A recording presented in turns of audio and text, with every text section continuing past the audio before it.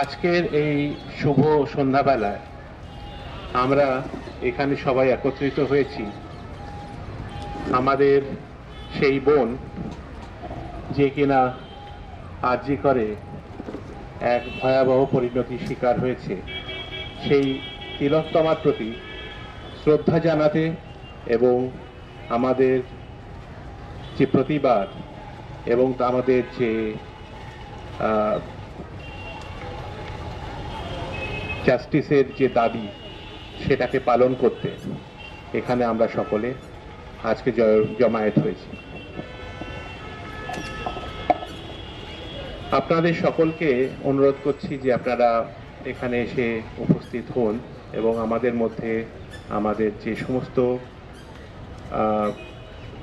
বক্তারা রয়েছেন তারা সবাই আসছেন, এসে পৌঁছেছেন এবং আমরা তাদের থেকে আজকে শুনব যে কিভাবে এই ঘটনা আমাদের সকলকে প্রভাবিত করেছে এবং ভবিষ্যতে এর থেকে কিভাবে আমরা আরো এগোতে পারি। What Bengal thinks today, India thinks tomorrow.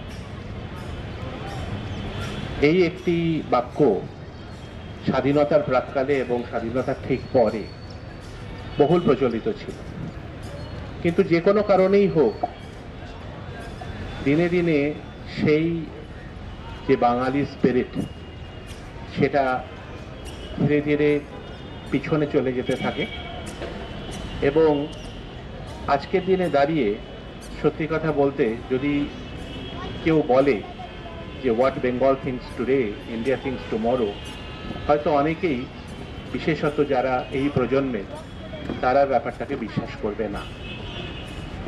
কিন্তু আমরা যা দেখেছি গত 40 দিন ধরে, গত 45 দিন ধরে, আগস্ট 8 এবং 9 যে ঘটনাটি আরজি করে ঘটে, আমাদের বোন তিলোত্তমার প্রতি যে অত্যাচার হয় এবং তার প্রতিবাদে বাঙালি যে এক স্বতঃস্ফূর্ত গণ আন্দোলনের সৃষ্টি করে, তা এক অভূতপূর্ব ঘটনা। অন্তত স্বাধীনতার পরে তো বটেই, এরকম কোনো সম্মিলিত গণ অভ্যুত্থান অন্তত কলকাতা বা পশ্চিমবঙ্গ দেখেনি। এর থেকে মনে হয় যে যে কথা আমরা তখনও বলতাম যে what Bengal things today, India things tomorrow, সেই কথাটি আজও সমানভাবে প্রাসঙ্গিক। কেন? এই যে গণ অভ্যুত্থান যেটা আমরা আজকে দেখলাম, যা দেখছি, যার মধ্যে দিয়ে আমরা যাচ্ছি, তার থেকে সমগ্র ভারতেরও এক শিক্ষা নেওয়ার জায়গা তৈরি হয়েছে। শান্তিপূর্ণভাবে, অরাজনৈতিকভাবে যে একটি প্রতিবাদ কি করে গড়ে তোলা যায় তা আজকে বাংলা আমাদের সকলকে দেখালো। এই আন্দোলন অনেক কিছু দেখেছে। এই আন্দোলনে আমরা দেখেছি যেমনি ফরাসি বিপ্লবকালে লোকজন, বিশেষ করে যারা মধ্যবিত্ত, তারা শাসক ব্যবস্থা এবং সমাজ ব্যবস্থার প্রতি গর্জে উঠেছিল, এখানেও এক নীরব প্রতিবাদের মাধ্যমে সে একই ঘটনা আমরা দেখলাম। দ্বিতীয় বিশ্বযুদ্ধ চলাকালীন ফ্যাসিস্ট গভর্নমেন্টের যে প্রতিবাদী, তাদের বিরুদ্ধে যে প্রতিবাদ জনসাধারণ ইটালিতে গড়ে তুলেছিল, বেলা চাও যে গান গেয়েছিল তারা, তার একটা বাঙালি রূপ আমরা এই আন্দোলনের মাধ্যমেও দেখতে পেলাম। আমরা স্বাধীনতার আগে দেখেছিলাম যে স্বদেশী আন্দোলনে লোকজন, আমাদের যারা স্বাধীনতা সংগ্রামী বিপ্লবীরা, তারা বন্দে মাতরম ধ্বনিতে হাতে মশাল নিয়ে এক সংঘবদ্ধ আন্দোলনের মাধ্যমে ব্রিটিশ গভর্নমেন্টকে নিজেদের হাঁটুতে তাদের মাথা ঝুঁকিয়ে ফেলেছিল। আজকের দিনে দাঁড়িয়ে এই যে আমরা জাস্টিস ফর আরজি কর দেখতে পাই, যে গণ আন্দোলন, যে মিছিল, যে মশাল নিয়ে আমাদের পদযাত্রা, তা সেই আন্দোলন থেকে কোনো অংশে কল নয়। আজকে তাই এই অবস্থাতে দাঁড়িয়ে আমরা যেন ইতিহাসকে আবার পুনরাবৃত্তি হতে দেখছি। সেই ইতিহাসের সাক্ষী হতে পেরে আমরা সকলে যেরকম গর্বিত, সেই একই সঙ্গে আমাদের বোনের বিচারের জন্য আমরা সরব। আজকের এই অনুষ্ঠান শুরু করার আগে আমরা 1 মিনিট আমাদের এই বোনটির প্রতি শ্রদ্ধা জ্ঞাপন করার জন্য নীরবতা পালন করার জন্য সকলকে আহ্বান করছি।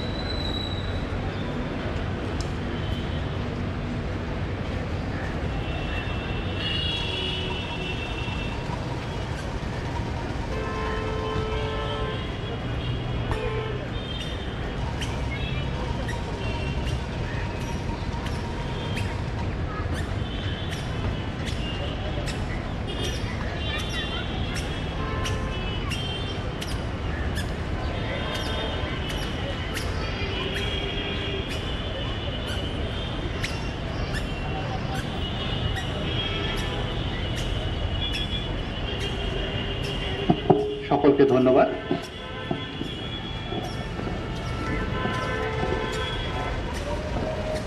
এই আন্দোলনে বহু মানুষ সামনে এসেছেন, বহু গোষ্ঠী নিজেদের মাধ্যমে এই আন্দোলনকে আরো সম্পৃক্ত করেছেন।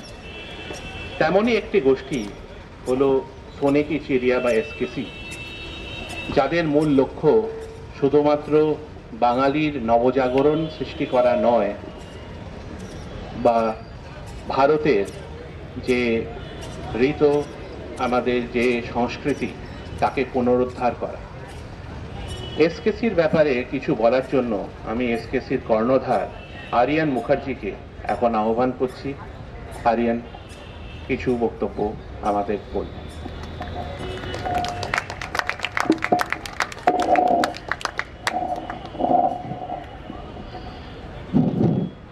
The world is burning today. আজকে যে বিশ্ব জ্বলছে তার দায় শুধু নেতারা না, কিন্তু আমরা সবাই। সমাজ দায়ী, সমাজ দায়ী। From the war in Eastern Europe, where the Russians and the Ukrainians are dying, to the war in the Gulf, where the Israelites and Palestinians are dying, to the terrible situation in Bangladesh, and now here in Calcutta. আজকে যারা বাংলা অভিজ্ঞতা করছে, যারা বাংলা অনুভব করছে, সেটা একটা নতুন নবজাগরণ, a new renaissance, a renaissance to be free from the societal cages, the cage that the society has built, that cage that the society has imposed on you. আজকে বাংলা নিজের চোখ খুলছে, বাংলা নিজেকে খুঁজে বার করছে, বাংলা নিজেকে সেই খাঁচা থেকে বার করছে, সেই খাঁচা যে খাঁচাটা সমাজ বানিয়েছে। Today I started the SKC movement not to just show the people their identity, but to show not only India but the world that what they're capable of. I want to show the people what their true identity is. আজকে আমি এসকেসি movement এমনি জিনিসের জন্য শুরু করিনি, কারণ আমার মনে হয় যে সমাজ এখনো পারফেক্ট হতে পারে। I know it can happen, I know it will happen. যদি একটা পারফেক্ট সিভিলাইজেশন চাই, তাহলে এসকেসি মুভমেন্ট সেই দিকেই নিয়ে যাবে। Today I stand in the shadows of the Victoria Memorial, not to celebrate, but to protest against what happened in the Arjikar hospital in the 9th of August. আজকে যেটা তিলোত্তমার সাথে হয়েছে সেটা একটা সামাজিক ভুল। এটা যেটা হয়েছে আজকে তিলোত্তমার সাথে, সেটা সেটা সেটা জাস্টিস কোথায়? Where's the justice of that? আজকে যদি এই সমাজকে বদলাতে হয় তাহলে আমাদের সবাইকে বদলাতে হবে। আজকের যে নতুন নবজাগরণ সেটা এসকেসি করবে, এসকেসি নিয়ে যাবে। What Bengal things today, India things tomorrow, এটা আমি খুব ভাবি, আমি এটাকে বিশ্বাস করি। আজকে যে বাংলা নিজের চোখ খুলেছে সেইভাবে ভারতও নিজের চোখ খুলবে। আর এসকেসি সেটাই চায়, এসকেসি সেটাই ধর্ম। কৃষ্ণ বলেছিলেন মহাভারতে যে অর্জুনকে যে সমাজ দ্রৌপদীর বস্ত্র হরণকে ক্রিটিসাইজ করতে পারেন না, তো সেই সমাজকে তুমি কি মনে করছো? সেই সমাজের কোনো মানেই নেই, সেই সমাজটা এমনি মরে গেছে। আজকে যে কৃষ্ণ এই সমাজকে করতে বলেছে, চেঞ্জ করতে বলেছে, সেই দিকেই এসকেসি নিয়ে যাচ্ছে। এসকেসি সেই সমাজকে বদলাবে, সেই সমাজ যে সমাজটা রাক্ষসদের মতন লোকেরা চালায়। 200 বছর আগে যখন সতী প্রথা নর্মাল ছিল বাংলায়, তখন রামমোহন রায় জেগে উঠেছিলেন। রামমোহন রায় একটা রেনেসাঁ স্টার্ট করেছিল। সেমনি হবে আজকে আমরা সেই রেনেসাঁ স্টার্ট করব। আজকে এসকেসি রেনেসাঁ স্টার্ট করবে, সেই রেনেসাঁ যেটা শুধু ভারতের লোকেদের না, কিন্তু বিশ্বকে শান্তিতে নিয়ে যাবে, একটা বিশ্বকে শান্তিতে নিয়ে যাবে। আজকে আমি যে এটা বলছি যে যখন দেবতারা যখন অসুরদের হারাতে পারেননি, তখন তারা ইউনাইট হয়ে একটা এনার্জি বানায়। সেই এনার্জিটা হচ্ছে শক্তি, সেই এনার্জিটা হচ্ছে দুর্গা। ভারত রিপ্রেজেন্ট করো শক্তিকে, দুর্গাকে অ্যাজ এ ফিমেল। আমাদের সংস্কৃতি, আমাদের ফিলোসফি এটাই শেখায়। Today I start the SKC movement not to just revive the culture, not to just revive the philosophy, but to bring world peace. আমি আজকে এটা বলছি, I take the oath that I will work towards world peace. I take the oath that I will work towards world peace. আর আমি আজকে শপথ নিচ্ছি যে আমি বিশ্বকে শান্তির দিকে নিয়ে যাব। Join us in this SKC movement. Join us in this SKC movement. Hold my hand and let us make history together. Okay. Yeah.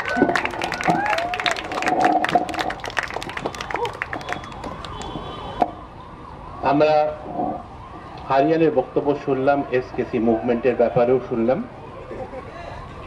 যার একটা প্রধান দাবি হচ্ছে justice for RG Kar, justice for Tilottama. আসুন আমরা সকলে একসাথে বলি, we want justice, we want justice, we want justice. আমাদের মধ্যে উপস্থিত আছেন শ্রী পঙ্কজ গুপ্ত মহাশয়, প্রাক্তন IPS অফিসার। আমি ওনাকে আহ্বান করছি আমাদের সঙ্গে কিছু বক্তব্য শেয়ার করার জন্য।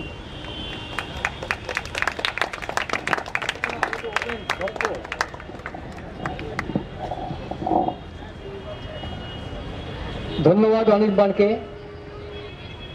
অনির্বাণ এই অনুষ্ঠানের যে মুখবন্ধে যা বলেছে, দ্যাটস ভেরি অ্যাপ্রোপ্রিয়েট। আর তারপর আরিয়ান যা বলে গেছে, তরুণ তুর্কির মতো বলে গেছে, একদম সুন্দর বলেছে। ওদের দুটো বক্তব্যকে আমি তারিফ করছি। তারিফ করে আপনাদের প্রথমেই বলছি যে আপনারা আজকে যে কজন বসে আছেন বা দাঁড়িয়ে আছেন এখানে, সেই জায়গাটা located in the city of Calcutta, যেটাকে ডমিনিক ল্যাটিয়ার বলেছিলেন সিটি অফ জয়। কলকাতা মহানগরীকে আমরা সবাই কল্লোলিনী তিলোত্তমা নামে ডাকি। কল্লোলিনী তিলোত্তমা, হোয়াট ইজ তিলোত্তমা? তিল তিল করে যাকে তৈরি করা হয় তিনি হন তিলোত্তমা। তিলোত্তমাকে আরিয়ান বলে গেছেন যে দেবী দুর্গা তার যখন অসুর বিনাশের জন্য যখন তাকে সর্বোচ্চিত দেবতারা কল্পনা করলেন যে আমাদের মেল দেবতাদের শক্তি দিয়ে এই অসুরকে, মহিষাসুরকে আমরা খতম করতে পারবো না, তখন দেবী শক্তির আবির্ভাব হয় এবং সেই দেবী শক্তি হলেন কিন্তু তিলোত্তমা দুর্গা। ওদের আজকে যে কনসেপ্টটা ছিল, সেই কনসেপ্টের ক্যাপশনটা ছিল কিন্তু দুর্গা তিলোত্তমা, যদি আমি if I am not wrong, Durga Tilottama ক্যাপশনে ওরা কিন্তু ওদের অনুষ্ঠানটা শুরু করেছিল। তো ওদের হয়তো ব্যক্তিগত পরিচয় অনেকেই জানেন না। ওরা বাবা ছেলে, অনির্বাণের ছেলে হচ্ছে আরিয়ান। তাদের গ্র্যান্ডফাদার এখানে বসে আছেন আমাদের সামনে, ইলাস্ট্রিয়াস পুলিশ অফিসার চয়ন মুখার্জি, আমাদের পশ্চিমবঙ্গ পুলিশের অনেক বড় বড় পদ অলঙ্কৃত করেছিলেন। সেই মানুষটি আমাদের সঙ্গে ছিলেন, তার মিসেস আছেন। একদম 3 প্রজন্ম আপনারা দেখতে পাচ্ছেন under one umbrella. It's a rare phenomenon. আমি তাকে সাধুবাদ জানাচ্ছি। এবং তারা যে মুভমেন্টটা, এসকেসি যে মুভমেন্টটা শুরু করেছে, সেই মুভমেন্টটা কিন্তু ভেরি সিগনিফিক্যান্ট। এবার সেই ব্যাপারে আমি আপনাদের কয়েকটা কথা বলবো। দেখুন, প্রথমেই আপনাদের আমি বলি যে আরিয়ান উল্লেখ করেছে ইট ওয়াজ 1829, 1829 সাল। 1829 সালের 4 ডিসেম্বর এই রাজ্যে সতীদাহ প্রথা রদ করেছিলেন, দিলেন গভর্নর জেনারেল। এটা আজ থেকে 195 বছর আগের ঘটনা। 2029-এ সতীদাহ রদের 200 বছর পূর্ণ হবে। একবার মনে মনে কল্পনা করুন, আমাদের যে সমাজটা অত্যন্ত ভাইব্রেন্ট সমাজ ছিল, সেই সমাজে মেয়েরা যেভাবে পারজিকিউটেড হতেন, যেভাবে টর্চার হতেন, যেভাবে তাদেরকে অবদমিত করে রাখা হয়েছিল, সেটা কিন্তু একদম ধারাবাহিকতার ইতিহাসে ভরা। একবার মনে মনে চিন্তা করে দেখুন, আমি আপনাদের একদম ওল্ড ডেজে ফিরিয়ে নিয়ে যাব। মেয়েরা লেখাপড়া শিখলে অকাল বৈধব্য জুটবে, এটাই ছিল ভবিষ্যৎবাণী সেই যুগের। কাজেই লেখাপড়ি শিখো না, অকাল বৈধব্য জুটবে না, ছেলে মেয়ে ঘর সংসার করে শান্তিতে পায়ের তলায় থাকো প্যাট্রিয়ার্কাল সোসাইটির আন্ডারে। এটাই ছিল সেদিনকার কালচার। সেই কালচারের বিরুদ্ধে যারা বেরিয়ে এসেছিলেন, তাদের মধ্যে একটা নাম আমি আপনাদের বলছি, রাজসুন্দরী দেবী। এই রাজসুন্দরী দেবী 8 সন্তানের জননী, লেখাপড়া জানতেন না। ছেলে কলকাতায় কলেজে লেখাপড়া করতেন, ছেলে মাকে চিঠি লিখত, মায়ের নামে চিঠি আসতো, কিন্তু মা শুধু চোখের জল ফেলতেন, কারণ মা তো লিখতেও জানেন না, পড়তেও জানেন না। ছেলে কি লিখছে চিঠিতে, এ বি না সি, উনি জানতেন না। ওনার মনে প্রচন্ড অভিঘাত তৈরি করলো এই ঘটনাটা।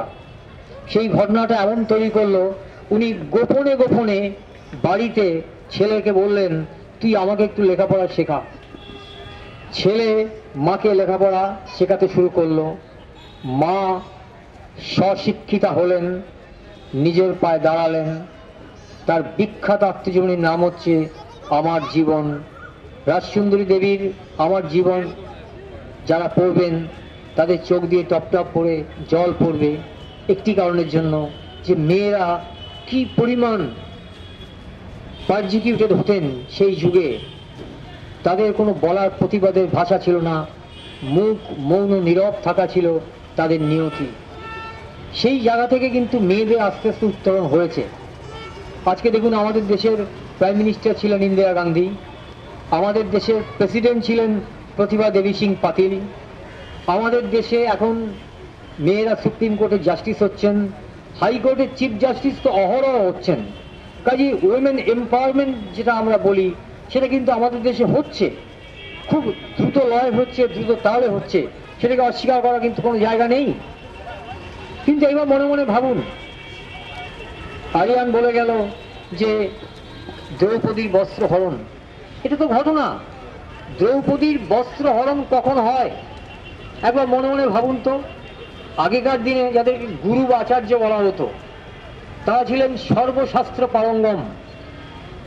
কৌরব এবং পাণ্ডবদের যারা গুরুদেব ছিলেন, দ্রোণাচার্য, কৃপাচার্য, তাদের সামনে, পিতামহ ভীষ্মের সামনে দ্রৌপদীর বস্ত্র হরণ করছে দুঃশাসন, দুর্যোধন এই ভাইরা মিলে, সেটা কিন্তু ওই কর্ণ থেকে আরম্ভ করে দ্রোণাচার্য থেকে শুরু করে ভীষ্ম থেকে শুরু করে কৃপাচার্য থেকে শুরু করে সবাই নতমস্তকে দেখছেন, কেউ কোনো প্রতিবাদ করছে না।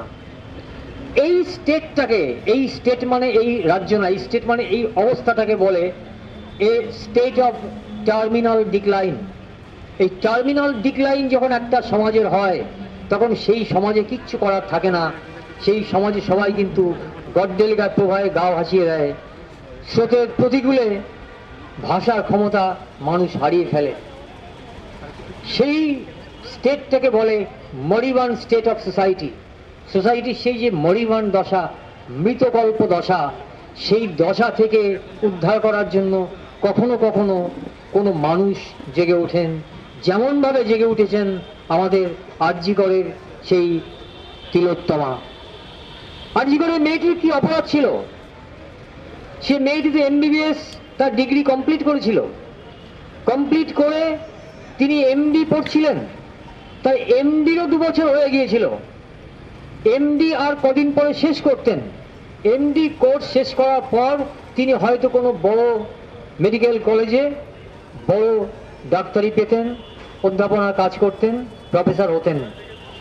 36 ঘন্টা কঠোর পরিশ্রম করার পর মেয়েটি একটু শেল্টার খুঁজেছিল কলকাতার আরজিকরের একটা সেমিনার হলে। আমার কলকাতা পুলিশের যে ভাই বন্ধু যারা দাঁড়িয়ে আছেন আমার সামনে, তারা সবাই জানেন যে কলকাতা আরজিকর যে জায়গাটায় লোকেটেড, খালপাড়ে, গ্যালিপ স্ট্রিটের খালপাড়ে যেখানে আরজিকরের লোকেশন, সেটা হচ্ছে শ্যামবাজার 5 মাথার মোড় থেকে ঢিল ছোড়া দূরত্বে। এবং ওটা এমনই একটা মেডিকেল কলেজ যেখানে সকাল থেকে সারা রাত 24 ঘন্টা লোকে লোকারণ্য। এবং আরজিকর মেডিকেল কলেজের সামনে একটা আস্ত পুলিশ ফাঁড়ি আছে। সেই পুলিশ ফাঁড়ি ম্যান করেন আমাদের কলকাতা পুলিশের অফিসাররা, কলকাতা পুলিশের যারা আমাদের বন্ধু বান্ধব আছেন তারাই ম্যান করেন, কন্ট্রোল করেন। সেই জায়গাতে একটা মেয়ে গভীর আত্মপ্রত্যয় নিয়ে বিশ্রামে গিয়েছিল যে 36 ঘন্টা কঠোর পরিশ্রম করার পর আমি যদি একটু ক্লান্ত হয়ে গভীর ঘুমে আচ্ছন্ন হয়ে পড়ি, আমার গভীর ঘুম কেউ ভাঙাবে না, আমি কয়েকটা ঘন্টা বিশ্রাম করতে পারবো। কিন্তু অভাগিনী তখনও জানতে পারেননি যে আমরা কিন্তু সেই টার্মিনাল ডিক্লাইনের মধ্য দিয়ে চলছি। আমাদের একটা পচনশীল সমাজ, যেখানে কেউ স্রোতের অনুকূল ছাড়া প্রতিকূলে ভাসতে জানে না, সত্যি কথা বলতে জানে না, রাজাকে বলতে জানে না রাজা তুমি উলঙ্গ। এই কথা বলার সৎসাহস একটা শিশুর থাকতে পারে, কারণ a child is innocence incarnate. শিশু হচ্ছে দেবতার স্বরূপ, তার মধ্যে কিন্তু পার্থিব বা মান্ডেন করাপশন তাকে স্পর্শ করেনি বা করে না, তাই সে সত্যি কথাটা বলতে পারে যে রাজা তুমি উলঙ্গ।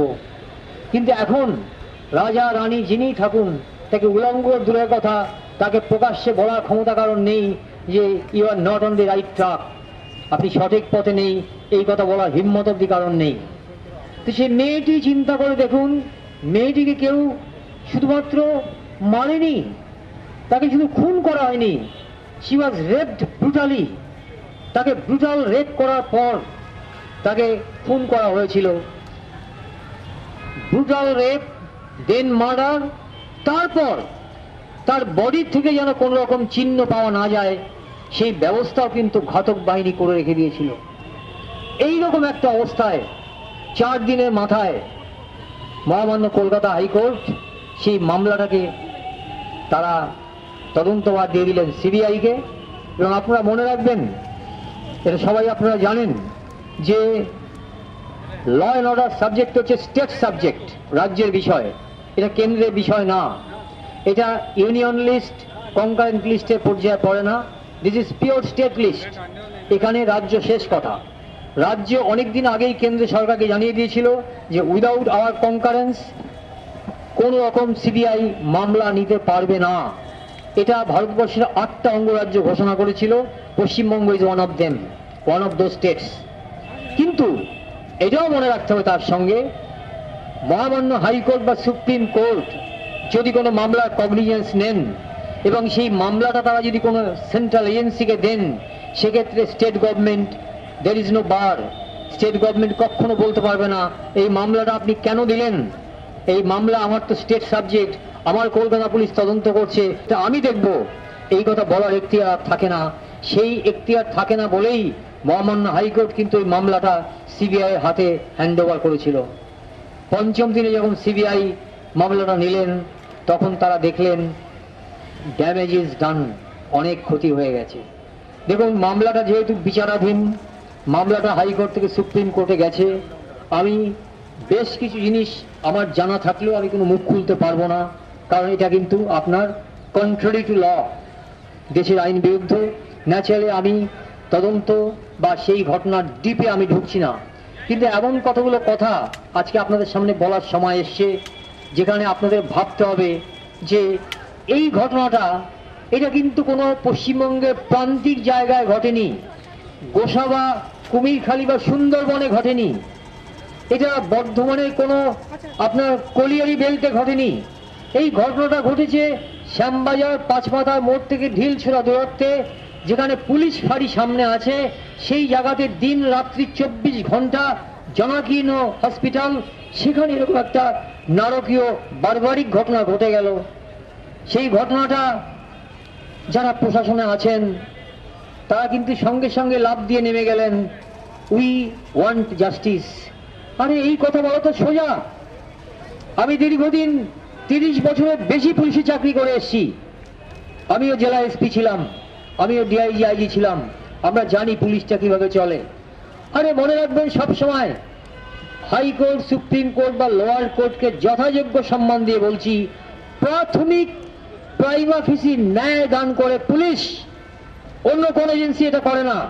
কারণ আমি যদি কালপ্রিট বা এফআইআর নেমড অ্যাকিউজডকে প্রম্পটলি ধরতে পারি, যদি ধরতে পারি, তাহলে half the job is done, half the job is over. সেই কাজটা করে আমি যখন তাকে কোর্টে সঁপে দেব ট্রাইং ম্যাজিস্ট্রেটের কাছে, তখন ম্যাজিস্ট্রেটের কাছে কিন্তু কাজটা সহজ হয়ে যাবে। কিন্তু ম্যাজিস্ট্রেট যদি দেখতে পান, তদন্তকারী সংস্থা যদি দেখতে পান যে আপনার পিও অবস্থলটা লন্ডভন্ড হয়ে আছে, যে পিওতে ঘটনা ঘটেছে সেই পিওতে দেখানো হচ্ছে না, যেটা মিডিয়া সার্ফেসে এসছে, ভারতবর্ষের সলিসিটর জেনারেল সুপ্রিম কোর্টে মহামান্য 3 জাজ বেঞ্চের সামনে দাঁড়িয়ে বলছেন যে হুজুর, অপুস্থল মাইট হ্যাভ বিন অল্টার্ড। তখন একবার ভাবুন তো, যে আমরা সবসময় যখন কোনো মানুষকে কোনো মামলাতে চার্জশিট দেই, অভিযুক্ত করি, তখন আমাদের বলতে হয় বিয়ন্ড অ্যান আয়ট অফ ডাউট, সন্দেহাতীতভাবে আমি একে চার্জশিট দিলাম, আমি প্রমাণ করে দিলাম এই অভিযুক্ত, তোমার যদি ক্ষমতা থাকে তুমি এই চার্জ থেকে মুক্ত হও, you be immune from the charge framed by the law making agency. সেইটা আমরা বলতে পারছি না, কারণ আমার পুলিশ একজনকেই মাত্র ধরেছে। সেই ধরাটাও কিন্তু কন্ট্রোভার্সিয়াল না কি, সেটা পরবর্তীকালে আগামী দিন বিচার করবে। কিন্তু এইটুকু বলতে পারি, স্টেট প্রশাসনকে আমি বলছি, আরে আপনাদের কাজ ছিল ন্যায় দেওয়া, জাস্টিসটা আপনারা দেবেন। আপনি কেন বলবেন উই ওয়ান্ট জাস্টিস? আপনি জাস্টিসটা দিয়ে দেখান, গেট ইট ডান, এটা করুন, কাজে পরিণত করুন, এক্সিকিউট দিস, অ্যাকচুয়ালাইজ দিস। সেটা না করে আপনি পথ পরিক্রমা করছেন গোলপার্ক থেকে ভিক্টোরিয়া, এটা কিন্তু লোকে ভালোভাবে নিচ্ছে না। লোকের মধ্যে কিন্তু সন্দেহ দানা বাজছে যে something is rotten in the state of Denmark. ডেনমার্কের রাজ্যে কোথাও কোনো একটা গন্ডগোল হয়ে আছে, যেটা কিন্তু প্রকাশ্যে আসছে না। জনমানুষে কিন্তু public perception is very bad. Public perception খারাপ বলে 14 তারিখ মিডনাইটে, যে মিডনাইটে আমাদের স্বাধীনতার পতাকা আমরা উত্তোলন করেছিলাম, পরাধীনতার সূর্য চিরদিনের মতো অস্তমিত হয়েছিল, সেই মধ্যরাতে দেখলো লুম্পেন রাজ আরজিগড়ের বুকে। আরজিগড়ের বুকে তখন 150-200 পুলিশ দাঁড়িয়ে আছে। আমি কলকাতা পুলিশের দক্ষতায় প্রবলভাবে বিশ্বাস করি। আমি যখন কোনো বড় মিডিয়ামে গিয়ে টকশো করি, তখন আমি কিন্তু স্রোতের প্রতিগুলো গিয়ে বলি I am proud of Kolkata police. Kolkata পুলিশের ট্রাফিক উইং, কলকাতা পুলিশের স্পেশাল ব্রাঞ্চ, কলকাতা পুলিশের হোমিসাইড শাখা, কলকাতা পুলিশের সার্জেন্ট কুল, তাদের জন্য আই এম প্রাউড, আমি গর্ব অনুভব করি। কারণ কলকাতা পুলিশ যে লেগাসিটা বহন করছে, সেই লেগাসিটা এশিয়াতে কারণ নেই। পশ্চিমবঙ্গ, ভারতবর্ষ কোন ছাড়? 168 বছরের পুরনো কলকাতা পুলিশের ঐতিহ্য। Kolkata police can only be equated with Scotland Yard. Scotland ইয়ার্ডের সঙ্গে যে এজেন্সিটা সমগোত্রীয়, তাকে আমি ভারতবর্ষ তো দূরের কথা, আমি এশিয়ার কোনো এজেন্সির সঙ্গে অ্যাড পার করবো না। সিবিআই তো কোন ছাড়? CBI is also not at par with Calcutta police. সেই ক্যালকাটা পুলিশ তাকে যখন কোনো একটা community group, I am ashamed to utter, আমার লজ্জা লাগছে বলতে, যে একটা কলকাতা পুলিশ কমিশনারের ঘরে ঢুকে তাকে 22টা আরজিকরের ছাত্র যাদের বয়স 30 বছর হয়নি, তারা তাকে ব্যাকবোন উপহার দেবে। সেই ব্যাকবোন পুলিশ কমিশনার গ্রহণ করবেন, গ্রহণ করে তিনি তাদের সঙ্গে কথা বলবেন, উইল টক। এটা করার আগে আই উড বেটার রিজাইন, আমি রিজাইন করতাম। ইয়েস, আপনি ছাত্রদের সম্মান দেখিয়েছেন, দ্যাটস এ গুড পয়েন্ট। সেটা প্রমাণ করে যে আপনার মধ্যে সহনশীলতা প্রবল। কিন্তু আপনার কিন্তু এই কথাটা বলা উচিত ছিল, মাননীয় পুলিশ কমিশনার, আপনি আমাদের আন্ডারে চাকরি করেছেন। আমি যখন অ্যাডিশনাল এসপি ছিলাম তখন কিন্তু আপনি আমার আন্ডারে চাকরি করেছেন। আই এক্সপেক্টেড দিস, যে আপনি বলবেন ইয়েস, আমি তোমার ব্যাকবোন গ্রহণ করতে পারি অ্যাজ এ টোকেন। তুমি প্রোটেস্ট করছো, আমার কাছে এসছো, তুমি আমার অতিথি, আমি তোমার এটাকে গ্রহণ করলাম। কিন্তু তুমি যে জন্য আমাকে এই ব্যাকবোন নিতে বলছো, I totally disagree with your proposition. তোমার মতের টোটালি বিরুদ্ধে গিয়ে আমি প্রমাণ করলাম তোমার মতের সঙ্গে আমি সহমত না। তাও তুমি আমার ঘরে অতিথি এসছো, অতিথি দেব ভব, তাই আমি তোমার টোকেনটাকে গ্রহণ করলাম, নট মোর দ্যান দ্যাট। এর বাইরে কিন্তু কিচ্ছু না। That would be a fitting reply on the part of Calcutta police. আমি দুঃখ পেয়েছি কলকাতা পুলিশের বড় বড় আইপিএস অফিসাররা সে কাজটা কিন্তু করেননি। সেই কাজটা না করার জন্য কলকাতা পুলিশ 168 বছরের যে হেরিটেজ, তার যে গ্ল্যামার, তার যে গরিমা, সেটা কিন্তু এতটুকু হলেও কিন্তু জানবেন কলঙ্কিত হয়েছে। কত বড় বড় মামলা কলকাতা পুলিশ ফয়সালা করেছে। লালবাজার থেকে ঢিলছোড়া দূরত্বে বউবাজারে আপনার যে 6 ডিসেম্বর 1992-তে যে আপনার বোম ব্লাস্ট কেস হয়েছিল, রশিদ খান নামের একজন ব্যক্তি তিনি কিন্তু ধরা পড়েছিলেন। ওই হোমিসাইড শাখা কিন্তু তাকে ধরেছিল। এবং সেই রশিদ খানকে আপনারা যদি কোনোদিন প্রেসিডেন্সি জেলেতে যান বা আলিপুর জেলেতে যান, গিয়ে দেখতে পাবেন এখনো বসে বসে রশিদ খান ছবি আঁকছে as a captive, as a বন্দি। 31 বছর এখনো কিন্তু সে জেলে আছে। জেল থেকে কোনো শক্তি তাকে মুক্তি দিতে পারেনি। সেটা কার্সি and achievement of Calcutta police homicide শাখা। তাহলে যে হোমিসাইড শাখা রশিদ খানকে 31 বছর আটকে রাখতে পারে, তারা একটা মার্ডার এবং রেপ কেসের আসামিকে ডিটেকশন করে আটকে রাখতে পারবে না? আই ফুললি বিলিভ ক্যালকাটা পুলিশের হোমিসাইড শাখা সেটা পারে, পুলিশ কমিশনার সেটাকে পারেন।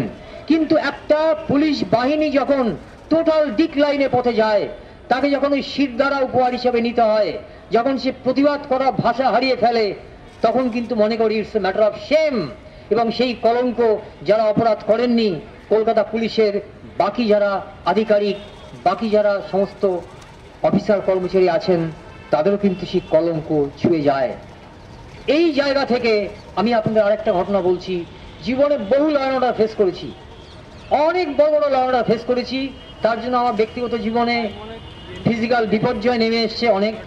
কিন্তু তবু আপনাকে বলছি, আরজি করের সামনে যে বাহিনী, যে লুম্পেন বাহিনী ছিল 14 তারিখ মিডনাইটে, ওই বাহিনীকে চেস করে ডিসপাস করার জন্য আমার কলকাতা পুলিশের এসআই আর কনস্টেবল কুল কাফি।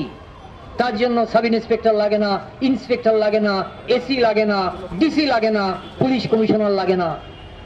কিন্তু কোন অদৃশ্য জাদু বলে তাদেরকে বলা হয়নি march and disperse them, beat them mercilessly, chase them. This order was not communicated and percolated to them. তাই তারা ওখানে নীরব মৃত সৈনিকের মতো দাঁড়িয়েছিল, তারা তাদের কাজ করতে পারেনি। আর লুম্পেন বাহিনী ওখানে কিন্তু ভ্যান্ডালিজমের চূড়ান্ত করে তারা বীর দর্পে ফিরে গেছেন। পরবর্তীকালে কলকাতা পুলিশকে যখন ওই অপরাধীদের শনাক্ত করার যখন ব্যাপারটা চলে এলো, তখন অবাক করা ব্যাপার, কলকাতা পুলিশকে ফেসবুকে বলতে হচ্ছে কেউ যদি জেনে থাকেন কারা এই লুম্পেন বাহিনীর মধ্যে আছে, আমাদের শনাক্ত করুন, আমাদের নাম দিন। ওই ক্যালকাটা পুলিশ কি এত ক্লিবো? ক্যালকাটা পুলিশ কি এত অথর্ব? ক্যালকাটা পুলিশ কি এত ইনক্যাপেবল?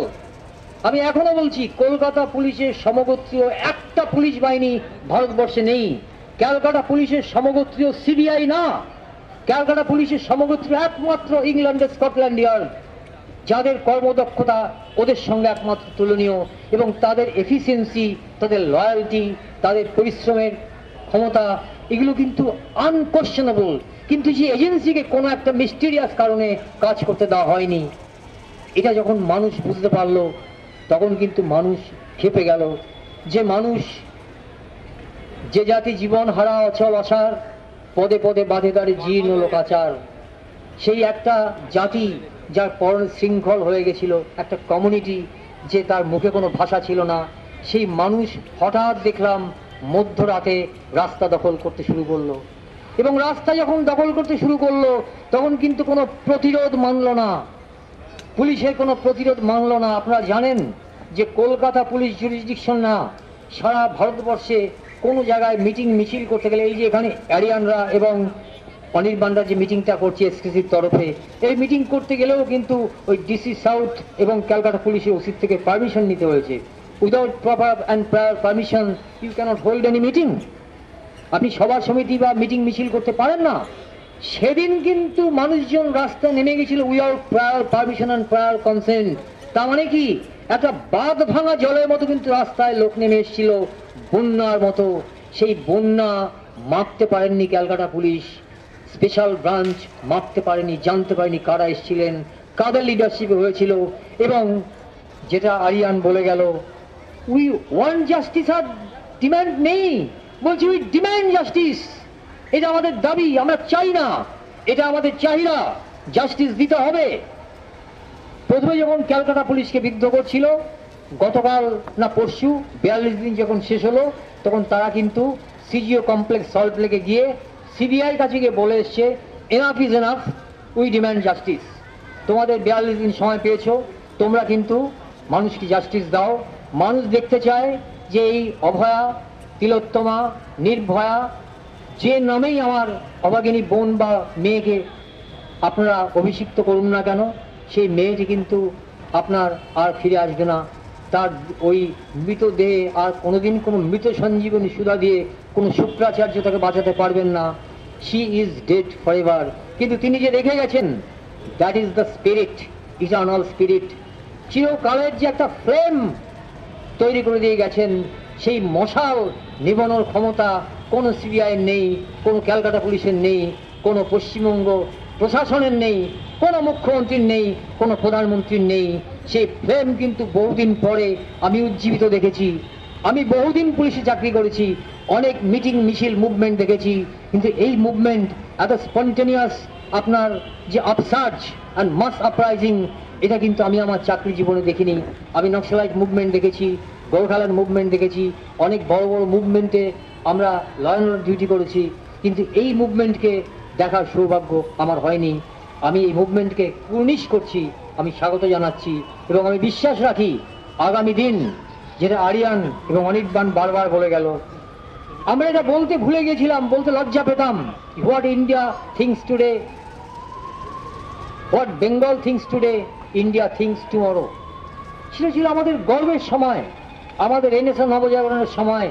নবজাগরণ দেখিয়েছিলাম আমরা 1817 সালের 20 জানুয়ারি 20টা ছেলেকে নিয়ে 304 নম্বর গোড়াচাঁদ বসাক রোডে চিতপুরে তৈরি হয়েছিল Hindu college.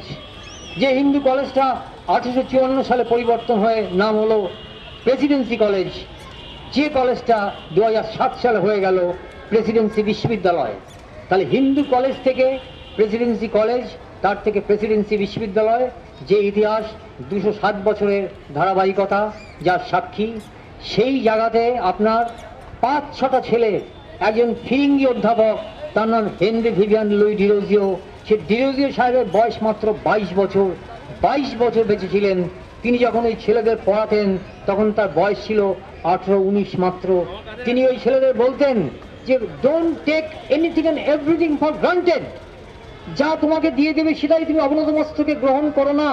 Question question question, প্রশ্ন করো, প্রশ্ন করতে শেখো, প্রশ্ন করে তাকে বিদ্ধ করো। দেখবে তোমার প্রশ্নের বাণে যদি শাসক জর্জরিত হয় তবেই বুঝবে you are correct and they are wrong. তখন তারা বাধ্য হবে তোমার কোশ্চেনে রেসপন্ড করতে। দুঃখের বিষয় আজকে শাসক ওই কোশ্চেনে ভয় পেয়ে গেছে, রেসপন্ড করতে পারছে না। একটা মানুষ বুঝতে পারছে, আমি আগেই বলেছি, একবার আবার রিপিট করছি, যে something is rotten in the state of Denmark. Denmark রাজ্যে এমন একটা কিছু ঘটে গেছে, পচা গন্ধ আসছে। সেই গন্ধটার মূলোদ্ধার কিন্তু কলকাতা পুলিশ করতে পারেনি, সেই মূলোদ্ধার এখনো সিবিআই করতে পারেনি। সেই মূলোদ্ধার কোন কোর্টের মনিটরিংয়ে উদ্ধার হবে আমরা জানি না, কিন্তু আমার কিন্তু বিশ্বাস আছে কলকাতা পুলিশের প্রতি, সিবিআইয়ের প্রতি।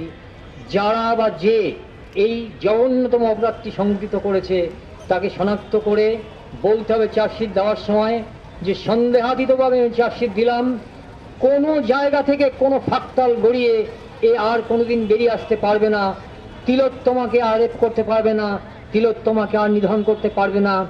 এইটা বলার পরে যেদিন তার ক্যাপিটাল পানিশমেন্ট হবে, কোনো কোর্ট সেটা অর্ডার দেবেন, সেদিন কিন্তু আমরা সবাই কিন্তু শান্ত হব, আমাদের সবার কিন্তু কথা সেদিন বন্ধ হবে।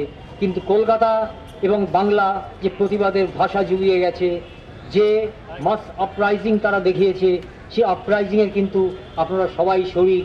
আপনি চান কি না চান, আমার পুলিশের ঘরের যে ছেলেটি ল অ্যান্ড অর্ডার ডিউটি করছে, যে কিন্তু সবাইকে স্যালুট করছে, কুর্নিশ করছে, সেও মনে মনে জানে ঠিক হচ্ছে না, গন্ডগোল আছে। এইটা যখন পুলিশ সন্দেহাতীতভাবে প্রমাণ করতে পারবে, সেদিন কিন্তু আমাদের সবার চিত্ত শান্ত হবে। সেদিন কিন্তু আমরা সবাই বলতে পারবো, we demanded justice, we wanted justice, at last justice is অ্যাকর্ডেড and we got justice. ধন্যবাদ।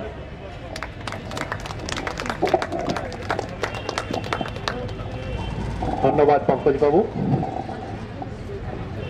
প্রতিবাদের ভাষা বিভিন্ন রকম হতে পারে।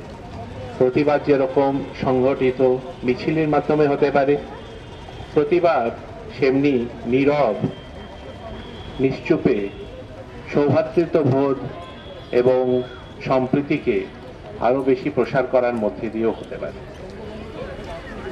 আজকে তিলোত্তমার এই যে মর্মান্তিক প্রতিনিধি হয়েছে, এবং যা আরিয়ান আগে বলে গেল যে আজকের দিনে দাঁড়িয়ে আমাদের দুর্গাপুজো এবং দুর্গা দেবীর আবাহন যা কিনা এরপরে আসতে চলেছে, এই দুটো যেন একাধারে এক জায়গায় মিলে গেছে। অশুভের বিনাশের জন্য দেবী শক্তির আবাহন বাঞ্ছনীয়, এবং কোনো একভাবে আজকের দিনে এই যে তিলোত্তমার মাধ্যমে বাঙালি জাতি এক নবজাগরণ হয়েছে, তাও কিন্তু এক নবদুর্গার সমসাময়িক। অতএব দুর্গা তিলোত্তমা আজকের দিনে যথেষ্ট সিগনিফিকেন্স রাখে, এবং আজকের দিনে দাঁড়িয়ে সেটাই কিন্তু আমাদের সকলের মনে করা উচিত। প্রতিবাদের আরেক ভাষা হচ্ছে ভ্রাতৃত্ববোধ এবং বিভিন্ন সৌভ্রাতৃত্ববোধ যে জাগিয়ে তোলা মানুষের মধ্যে, তার মাধ্যমে প্রতিবাদ হতে পারে। এখন আমরা একটি ছোট অনুষ্ঠানের আয়োজন করেছি, যা কিনা এক সময় যখন বঙ্গভঙ্গ আন্দোলন হয়েছিল 1905 সালে, সেই সময় রবীন্দ্রনাথ ঠাকুর এই ব্যাপারটির সূচনা করেছিলেন, এবং আজকে আমরা তার পুনরাবৃত্তি করতে চাই। আমরা এখন একটু আরিয়ানকে ডাকবো।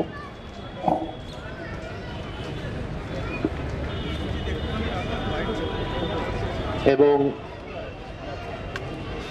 আরিয়ান তার পরবর্তী কর্মসূচি আপনি যদি একটু সবাই সামনে বলেন। জিনিসটা হচ্ছে, আজকে যেটা বাংলা করছে, আজকে যেটা বাংলা নিজের চোখ খুলছে, সেটা কেউ ভাবেও নি, সেটা লিটারালি কেউ ভাবেও নি, ঠিক আছে? আর এখন যে বাংলা নিজের চোখ খুলছে, আমি চাই যে পুরো বিশ্ব নিজেদের চোখ খুলুক। ঠিক আছে? আমি আজকে যেটা 1905-এ হয়েছিল, রবীন্দ্রনাথ ঠাকুর বলেছে হিন্দু আর মুসলিমদের এনেছিল একসাথে। যখন বঙ্গভঙ্গ হচ্ছে তখন হিন্দুজ আর মুসলিমদের একসাথে এনে বলেছিল যে রাখি পরবে, সবাইকে রাখি পরিয়েছিলেন। তো সেইভাবে এখন আমরাও আপনাদের অনুরোধ করছি যে আজকে এসকেসি সবাইকে রাখি পরাবে। ঠিক আছে? এটা হচ্ছে একটা সিম্বল, এটা হচ্ছে তিলোত্তমার সিম্বল, এটা হচ্ছে দিদি তিলোত্তমার সিম্বল। আর আজকে আমরা তিনজনে রাখি পরাবো।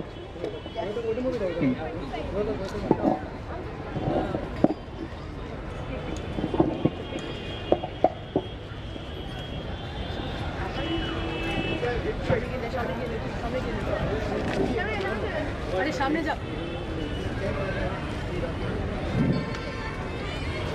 সৌভ্রাতৃত্ববোধ রাখির মাধ্যমে পালন করা হচ্ছে।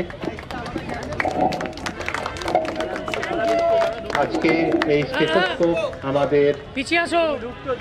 যে অত্যাচারিত বোনটি, তিনি যেহেতু ডাক্তার ছিলেন, তাকে প্রকাশ করা হচ্ছে এবং এত কাছে যেতে হয় নাকি ছবি তুলতে গেলে? এর মাধ্যমে এই যে রাখি পরানো হচ্ছে, এই শুধু ভাই বোনের সম্পর্ক নয়, এটা একটা সমৃদ্ধ সৌভ্রাতৃত্ববোধের প্রতীক। এই যে রাখিটি যা স্টেথোস্কোপে বাঁধা হলো, এটা আমরা তিলোত্তমার বাড়িতে পাঠিয়ে দেব।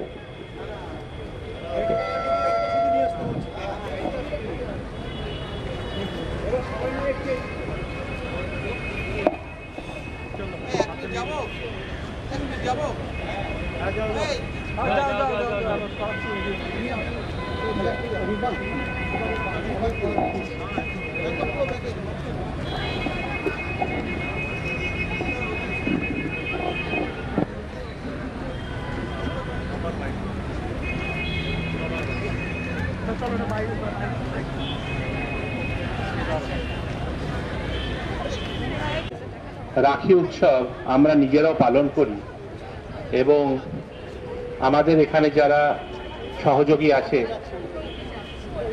তারা কিছু রাখি নিয়ে আপনাদের সামনে আসবেন। এখন আপনারা একটু একে অপরকে রাখি বন্ধন করে এই সৌভ্রাতৃত্ববোধের মধ্যে যোগদান করুন।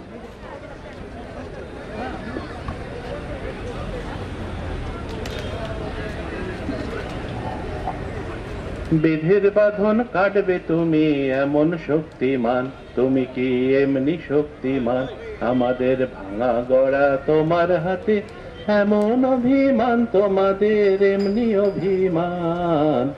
বিধির বাঁধন কাটবে তুমি এমন শক্তিমান, তুমি কি এমনি শক্তিমান। চিরদিন টানবে পিছে, চিরদিন রাখবে নিচে, চিরদিন টানবে পিছে, চিরদিন রাখবে নিচে।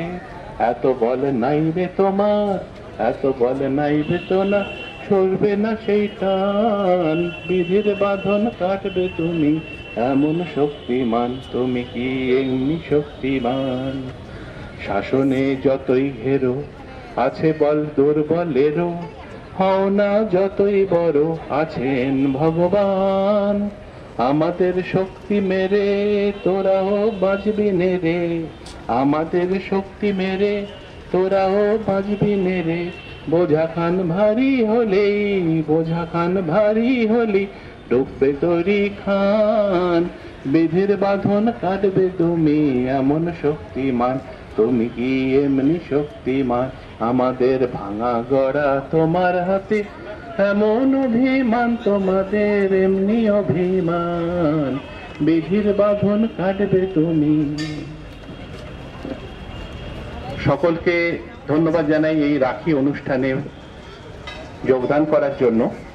এখন আমি চয়ন মুখার্জিকে বলছি এসে কিছু বক্তব্য শেয়ার করতে।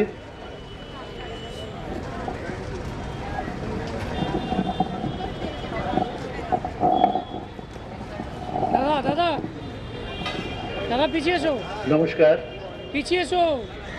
আমরা আজকে সবাই এখানে সমবেত হয়েছি যে জন্যে আরে তার মিডিলে ব্যাখ্যা দাঁড়িয়ে আগে না। আমাদের সমস্ত বক্তা যারা আছেন তারা করেছেন। আমি আরে পিছিয়ে এসো দাদা। তার উপরে কয়েকটি কথা বলতে চাই। গত 9ই আগস্ট আরজি করের মেডিকেল কলেজ অ্যান্ড হসপিটালে যে দুঃখ এবং লজ্জাজনক ঘটনা ঘটেছিল, যেখানে একজন কর্মরতা মহিলা চিকিৎসক দুষ্কৃতীদের হাতে ধর্ষিতা এবং খুন হন, যে ঘটনা শুধুমাত্র সমস্ত কলকাতাতে নয়, সমস্ত পশ্চিমবঙ্গ, সমস্ত ভারতবর্ষ এবং সমস্ত বিশ্বকে নাড়া দিয়েছিল। এ ঘটনার নিন্দার ভাষা আমাদের কারোরই নেই।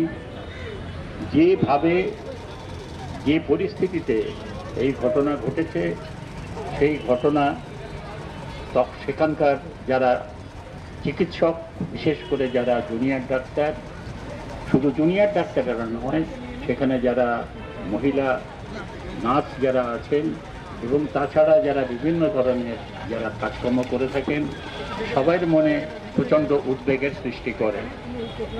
এবং তার ফলে গত 40-41 দিন ধরে আমরা শুধুমাত্র পশ্চিমবঙ্গে নয়, কলকাতাতে নয়, সমস্ত ভারতবর্ষে এবং বিশ্বের বিভিন্ন জায়গায় যে ধরনের প্রতিবাদ আমরা দেখেছি, সেটি এক কথায় অভূতপূর্ব এবং এর আগে আমরা কখনো সেটা দেখিনি।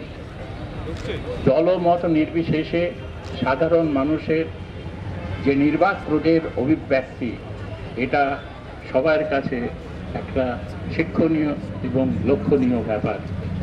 এটা সমস্ত ভারতবর্ষে যে ধরনের আন্দোলন এখানে সংগঠিত হয়েছিল, যেটা একমাত্র সেই বাস্তিলের সময় যেটা ফরাসি দেশে হয়েছিল, তারপরে আমাদের এখানে হয়েছে, এটা ভারতবর্ষের মানুষ এবং পৃথিবীর মানুষ দীর্ঘদিন মনে রাখবে।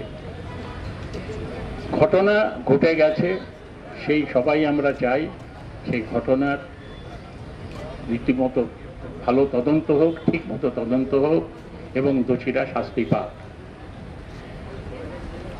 যেহেতু ঘটনা এখন সুপ্রিম কোর্টের বিচারাধীন, সুতরাং তদন্তের ব্যাপারে কিছুটা বলা হয়তো ঠিক হবে না, কিন্তু কতগুলো কথা না বললেই নয়।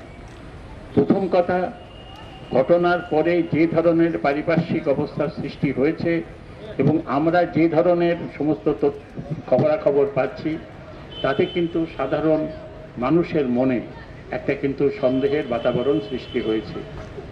আমরা যারা দীর্ঘদিন পুলিশে কাজ করে এসেছি, আমরা সাধারণত জানি যে কেসটি ডিটেক্টেড হয়ে যায়, অর্থাৎ যে কেসটিতে আমরা মূল অভিযুক্ত যারা, তাকে আমরা শনাক্ত করতে পারি, আমরা চেষ্টা করি সেই কেসটিকে এমনভাবে তদন্ত করতে যাতে তার ভেতরে কোনো ফ্ল না থাকে, অর্থাৎ কোনো গাফিলতি বা ঘাটতি না থাকে, যে ঘাটতির সুযোগ নিয়ে পরবর্তীকালে তারা দোষীরা ছাড়া পেয়ে যেতে পারে।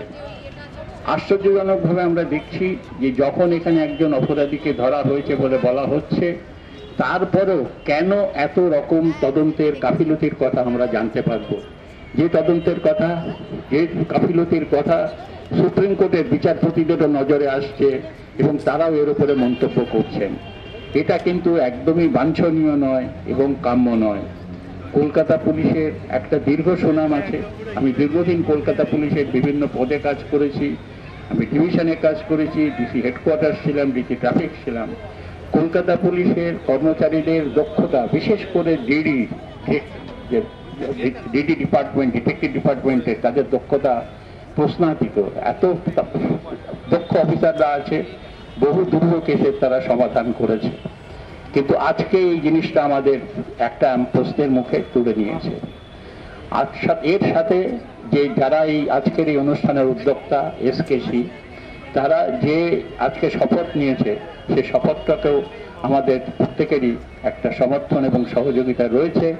আমরা চাইব যে এসকেসি মানুষের যে অন্যায়, যে অবিচার, তার বিরুদ্ধে তারা দৌড়ে দাঁড়াক এবং মানুষকে ন্যায় এবং মানুষকে সুবিচার দেওয়ার জন্যে তারা অঙ্গীকারবদ্ধ হোক। এবং আগামী দিনে আমাদের সমাজকে আমরা হয়তো পুরোপুরি দুর্নীতিমুক্ত বা দূষণমুক্ত করতে পারবো না, কিন্তু তার যতটা সমাধান আমরা করতে পারি সেটার দিকেই এই এসকেসি যারা আছেন উদ্যোক্তারা তারা এটা চেষ্টা করে যাবেন এবং আমাদের প্রত্যেকেরই তার সাথে সহযোগিতা থাকবে। আজকে আমি চাইব যে তিলোত্তমা ন্যায় বিচার পাক, শুধু তার কেসের দোষীদের চিহ্নিতকরণ নয়, বিচারে যেন দোষীরা দৃষ্টান্তমূলক সাজা পায়, যে সাজা আগামী দিনে কোনো যারা এই ধরনের অপরাধ করতে যায় তারা বারবার মনে করবে যে এই অপরাধ করতে গেলে তারা দ্বিতীয়বার ভাববে। আপনারা এখানে সবাই উপস্থিত হয়েছেন এবং এই বক্তব্য শুনেছেন, এই জন্য সবাইকে আন্তরিক ধন্যবাদ জানাচ্ছি। নমস্কার।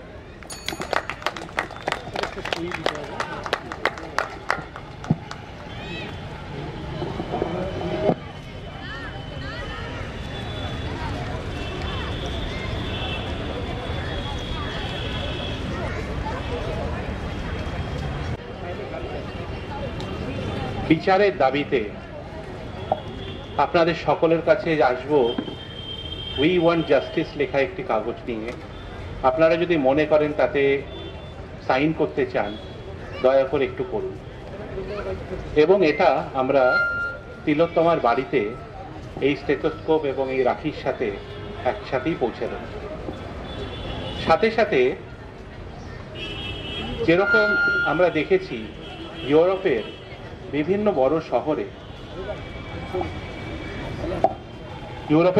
বড় শহরে ঐতিহাসিক জায়গাগুলিকে সাম্প্রতিক ইতিহাসের বিভিন্ন পটভূমিকাতে নাম দেওয়া হয়েছে, সেরকম একটি দাবি আমাদের কলকাতা পৌরসভার কাছেও রয়েছে, যেটা বলার জন্য আমি আরিয়ানকে অনুরোধ করছি।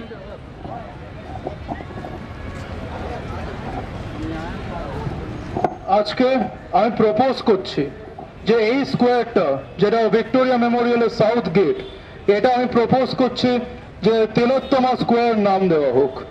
আমি এটাকে প্রপোজ করছি। यदा यदा हि धर्मस्य ग्लानिर्भवति भारत अभ्युत्थानमधर्मस्य तदात्मानं सृजाम्यहं परित्राणाय साधूनां विनाशाय च दुष्कृतां धर्म संस्थापनार्थाय संभवामि युगे युगे। আমি সকলকে অনুরোধ করব আপনারা এখানে এসে যদি আপনারা নিজেদের সিগনেচার দিতে চান একটু সেখানে সিগনেচার করে দিন। আমরা এই কাগজ, স্টেথোস্কোপ এবং রাখিগুলো তিলোত্তমার বাড়িতে পৌঁছে দেব।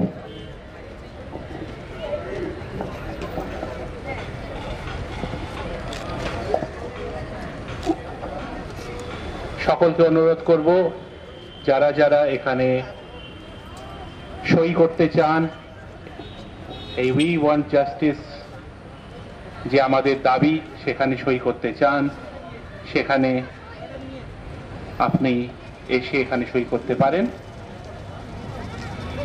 আমরা এখানে কাগজটা রেখেছি, অনেকেই এখানে এসেছেন, বাকিরা যদি আসতে চান এসে সই করতে পারেন। আজকে এই ভিক্টোরিয়া মেমোরিয়ালের সামনে আমরা এই সন্ধেবেলায় যে অনুষ্ঠানটি দেখলাম বা যে প্রতিবাদ সভাটি দেখলাম, তার সুদূর প্রসারী ফল পরবর্তীকালে যদি আমরা দেখতে পাই, আমাদের এই বোনটি যদি যে বিচার সে দাবি করে তা সে পায়, তার থেকে বড় খুশি আর আমাদের কারোর মধ্যে হবে না যদি সেই বিচার সময় মতন আসে। এই তিলোত্তমা স্কোয়ার যার নামকরণ এখন করার এক প্রস্তাব দেওয়া হলো, যদি তাকে পরবর্তীকালে সম্মান জানানো হয় তা হবে যথোচিত, এবং আমরা সেখানে গর্ববোধ করব যে এই তিলোত্তমা স্কোয়ারে দাঁড়িয়ে আমরা তিলোত্তমার জন্য বিচার চেয়েছি এবং আপনারা সকলে সেই বিচারের দাবিতে এসে এখানে নিজেদের স্বাক্ষর দিয়েছেন, নিজেদের সাইন করেছেন, এবং যার মাধ্যমে আমরা এই বিচারের দাবিটাকে আবার নতুন করে তুলে ধরতে পারি।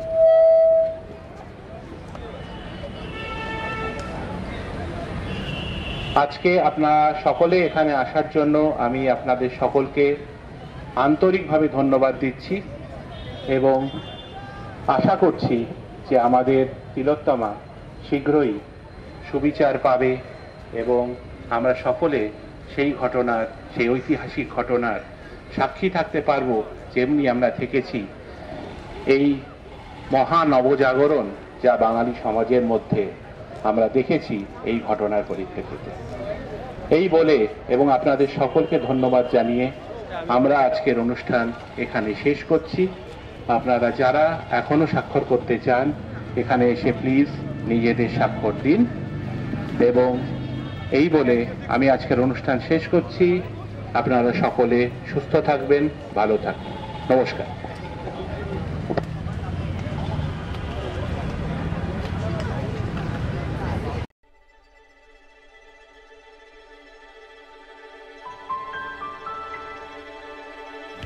We did it. Today, in the shadows of history, we united for justice. What began with Dr. Tilottama's tragedy has grown into SKC, a movement that will soar higher with each step. We tied Rakhi's not just as a symbol, but as a promise. Promise of peace, unity, and hope. Today we have made history, but we will not stop till we bring world peace. Justice is not a moment, it's a mission. We will carry this flame for Tilottama, for every life lost to injustice.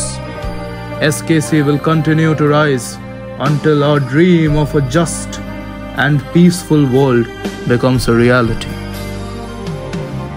So as we sign this petition, we do it with our commitment to fight for a future where justice prevails, peace thrives, and humanity wins.